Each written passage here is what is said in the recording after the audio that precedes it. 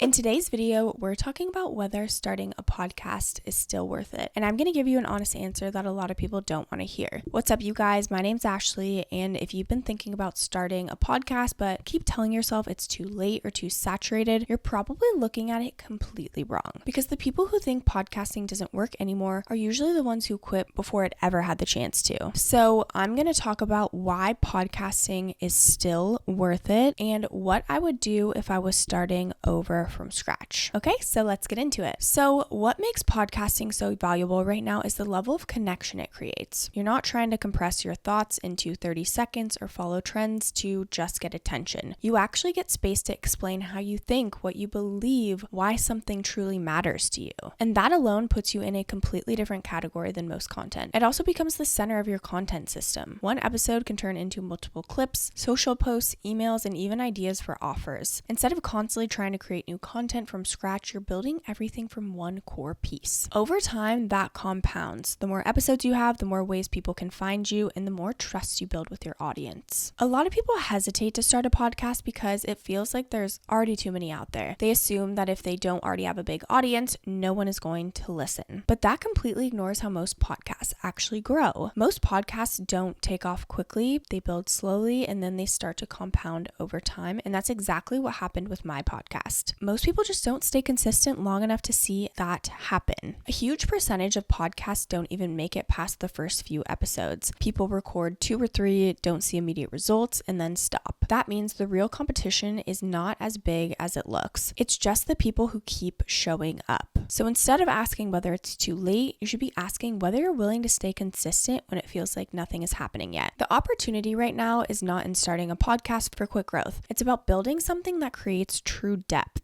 If you're building a personal brand, a business, or anything where trust matters, a podcast gives people time with you, and that changes everything. Someone might scroll past your content 10 times and still not fully understand you, but if they listen to one episode, they start to get a real sense of how you think. That's what builds connection, and connection is what leads to people actually following you, trusting you, and eventually buying from you if you are planning to have offers from it. Podcasting also works really well now because it fits into everything else. You can record once and use that content across multiple platforms, which makes it so much more efficient than trying to constantly create new ideas from scratch. I want to talk about why most podcasts fail, and it's probably not what you think. Again, it's not because the platform doesn't work, it's because people quit too early. A large percentage of podcasts don't make it past the first few episodes, like I said, and only a small percentage make it past 10. That means most people never even give themselves enough time to improve, get comfortable, or build any kind of momentum. So if you're willing to keep going past that point, you're already doing what most people won't. And that's where the long game really matters. At the beginning, it's going to feel slow. You're putting in effort, showing up, and it might feel like nothing is happening. But what you're actually doing is building a body of work. Every episode gives people another way to find you. Every episode makes you better at speaking and explaining your ideas. Every episode adds to the overall value of your brand. And then at some point, it starts to click. This is something that I've personally seen out of all platforms of social media that I've used. My podcast ended up growing the fastest out of all of them. It wasn't immediate, but once it picked up, it started to explode. Again, that's why you have to play the long game. If I were going to start my podcast over, the first thing I would focus on is choosing something that I can actually talk about long term. I would not overthink the niche. I definitely wouldn't sit there trying to pick the perfect category. What truly matters more is whether you can keep showing up with ideas. Can you talk about this consistently for months? Can you go deeper on it? Can you explain it in different ways? Because if you run out of things to say after 5 episodes, it doesn't matter how good your niche sounded at the beginning. So instead of asking what's the best niche, I would ask what can I stay consistent with? Once that's clear, I would lock in a schedule right away and treat it as a non-negotiable. 1 episode a week is a really solid place to start. It's realistic, it's sustainable, and it gives you enough reps to actually improve. This is honestly where a lot of people fall off, not because they're bad at podcasting, but because they're inconsistent. They post a few episodes, disappear, come back, and then there's no rhythm. And without rhythm, nothing is going to build. Consistency is what's going to create that momentum. After that, I would keep my setup simple but intentional. You don't need a fancy camera or a full studio unless you have access to that, but I highly recommend having a good microphone. Audio quality matters so much more than people think. I know for me, if it doesn't sound good, I'm immediately turning it off no matter who the person is that I'm listening to. Like I said, if the sound is off, people are going to click away. If your audio is clean, everything is going to instantly feel more credible. After that, I would build my content around the podcast, not the other way around. Every episode becomes short form content, clips, talking points, quick breakdowns, all pointing back to the full episode. So instead of trying to grow randomly on social media, everything feeds into one place. Also, I would not look at analytics for at least this first 6,